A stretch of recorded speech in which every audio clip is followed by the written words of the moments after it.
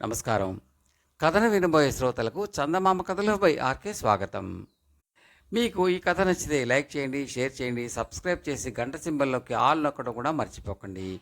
ఇలా చేయడం వల్ల నేను పెట్టబోయే తదుపరి వీడియోలన్నీ కూడా మీరు చూసి ఆనందించవచ్చు. ప్రస్తుతం చెప్పబోయే కథ పేరు పగ తీర్చిన పాగా. ఈ కథ రచయిత శ్రీ పోలంకి వెంకట రామచంద్రమూర్తి గారు. ఇది 1953 ఆగస్టు సంచిక చందమామలోది. పగ తీర్చిన పాగా. మార్వాడ్ సంస్థానానికి మండూరు అనే పట్టణం రాజధానిగా ఉండేది. ఆ సంస్థానాధీశ్వరుడైన జయదేవుడు ఒకనాడు కొలువు తీర్చి ఉండగా భట్రాజు ఒకడు వచ్చి రాజు మీద ఆసువుగా అనేక పద్యాలు చెప్పి అనేక విధాల స్తోత్రం చేశాడు. భట్రాజులు వచ్చి కవిత్వం చెప్పి స్తోత్రం చేసినప్పుడు రాజులు సంతోషించి ఆ భట్రాజులను సత్కరిస్తారు. కానీ జయదేవునికి కవులన్నా భట్టులన్నా గిట్టదు. అందుచేత ఆయన ఆ భట్టుకు బహుమానం ఇవ్వలేదు సరికదా, రోషం వచ్చే అనేక మాటలు అని అవమానించి సాగనంపాడు. ఆ భట్రాజు కోపంతో తిట్టుకుంటూ అక్కడి నుంచి తిన్నగా హరవంశస్థుల రాజధాని అయిన బుమోడా పట్టణానికి పోయి కోటగుమ్మం వద్ద కాచుకొని కూర్చున్నాడు. ఆ రాజ్యాన్ని పాలించే రాజు పేరు ఆలూహరుడు. ఆయన వేటకు వెళ్ళి తిరిగి వస్తున్నాడని తెలుసుకుని కోటగుమ్మం వద్దనే కనిపెట్టి కూర్చున్నాడు భట్రాజు. మరికొంతసేపటికి ఆలూహరుడు పరివారంతో తిరిగి వచ్చి కోట ప్రవేశిస్తూ ఉంటే రాజమార్తాండ, రాజాధిరాజ, జయీ భవ, దిగ్విజయీ భవ అని ఆశీర్వదించాడు భట్టు. ఆలూహరుడు సంతోషించి ఏం కావాలో కోరుకోవయ్యా అని అన్నాడు. ధనమో, బంగారమో, మడులో, మాన్యాలో అడుగుతాడు అని అనుకున్నాడు రాజు. కానీ భట్రాజు, ప్రభు తమ తలపాగా నాకు దయచేయించండి అనేసరికి రాజు ఆశ్చర్యచకితుడయ్యాడు. నా పాగా కోరుకోవటం వల్ల నీకేమిటి ప్రయోజనం? ఇది నీకు కూడు పెడుతుందా, గుడ్డ పెడుతుందా? మడులో, మాన్యాలో కోరుకోవాలి కానీ గుడ్డముక్క కావాలంటావేమిటి పిచ్చివాడా అన్నాడు.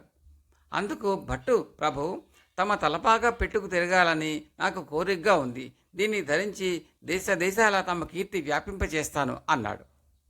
ఆలువారుడు ఆడి తప్పని రాజు ఏది అడుగుతా అది ఇస్తానన్నాడు కనుక వెంటనే తన తలపాగా తీసి భట్టుకు ఇచ్చివేశాడు. తురాయితోటి జరీబుటేదారు పనితోటి ప్రకాశించే ఆ పాగా ధరించి భట్టు ఒక మహారాజుకు మళ్ళీ ఠీవిగా వెళ్ళిపోయాడు. అతడు అలాగ వెళ్ళిపోతూ ఉంటే చూసిన వాళ్ళందరూ వీడొక పిచ్చివాడు అనుకున్నారు. ఆ రోజంతా ఆ పట్టణవాసులు ఆ సంగతి వింతగా చెప్పుకుని నవ్వుకున్నారు. ఆ తర్వాత క్రమంగా ఆ సంగతే మర్చిపోయారు. కొన్నాళ్ళయ్యాక ఆలుహరుడు కొలువు తీర్చి ఉండగా ఆ భట్రాజే వచ్చి నలిగిపోయిన ఆ పాగాను రాజు ఎదుట పెట్టి వెక్కి వెక్కి ఏడవసాగాడు. ఏమయ్యా, ఎందుకు ఇలా దుఃఖిస్తున్నావు అంటూ రాజు ఆత్రంతో అడిగాడు. అందుకు భట్టు ఏమని విన్నవించిన ప్రభు, దేవరకు నా మూలాన గొప్ప అవమానం జరిగిపోయింది అన్నాడు. ఏం జరిగింది ఏమిటి అన్నాడు ఇంకా ఆత్రంతో రాజు. తమ పాగాను ధరించి దేశాలకు తిరిగి రాజులను సందర్శించి కవనం చెప్పాను. ఆ రాజులకు వంగి నమస్కరించడానికి ముందుగా తమ ఈ పాకాను నా తలపై నుండి తీసి కుడి చేత్తో పట్టుకుని ఎడం చేత్తో అభివాదం చేసేవాణ్ణి. ఎందుకు ఇలాగ చేస్తున్నావు అని వారు అడిగినప్పుడు ఇది ఆలుహర సార్వభౌముల వారి పాగా, ఈ పాగా ఇతరులకు వంగి నమస్కరించదు అని చెప్పేవాణ్ణి. ఈ పలుకులు విని ఆలుహరుడు ఎంతో సంతోషించాడు. సభలోని వారంతా శభాష్ భట్టు, శభాష్, మహారాజు గారి గొప్పతనాన్ని నిలబెట్టావోయ్ అని మెచ్చుకున్నారు. తమ గౌరవాన్ని తుది వరకు కాపాడలేకపోయాను ప్రభు. మార్వారు రాజు అయిన జయదేవుని సంస్థానంలో ప్రభువుల పాగాకు అవమానం జరిగింది అన్నాడు. ఏం జరిగింది అని మళ్ళీ ప్రశ్నించాడు రాజు.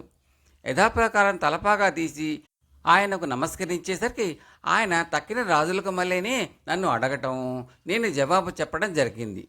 కానీ తక్కిన రాజులకు మళ్ళీ తమ గొప్పతనాన్ని ఆయన గుర్తించి ఊరుకోవటానికి బదులు మండిపడుతూ గద్దెపై నుంచి లేచి వచ్చి నా చేతనున్న ప్రభువుల తలపాగాను కాలితో తన్ని నన్ను కొట్టించి తరిమి వేశాడు అని మనసుకు నాటేటట్టు చెప్పాడు.